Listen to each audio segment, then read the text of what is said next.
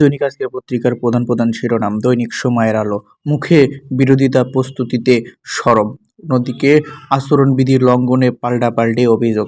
দিকের প্রকৌশল শিক্ষার্থীদের সঙ্গে পুলিশের সঙ্গে আহত ৩০। দৈনিক বাংলাদেশ বুলেটিন।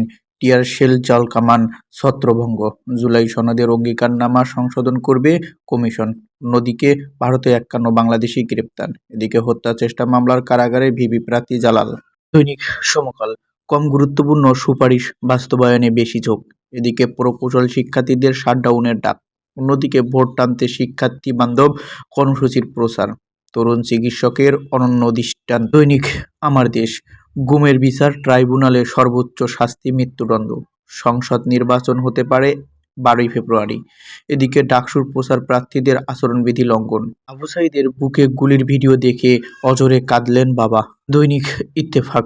সব প্রকৌশল বিশ্ববিদ্যালয়ে শাটডাউন ঘোষণা। এদিকে কিছু রাজনৈতিক মহল নিত্য নতুন দাবি করে নির্বাচন বানচালের চেষ্টা করছে, বললেন ফখরুল। এদিকে দলীয় প্রার্থীদের সঙ্গে প্রচারণার মাঠে বেকায়দায় স্বতন্ত্র প্রার্থীরা। দৈনিক জনকণ্ঠ।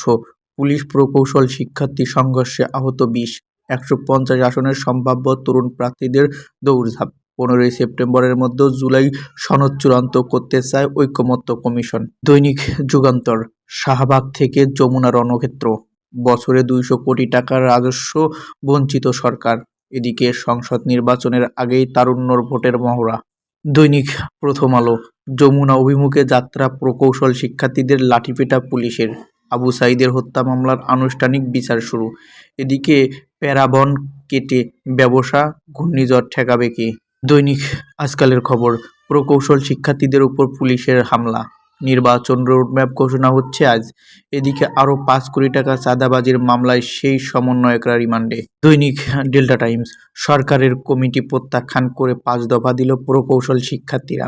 এদিকে তত্ত্বাবধায়ক সরকার বাতিলের রায়ের বিরুদ্ধে আপিলের অনুমতি, শুনানি ২১শে অক্টোবর।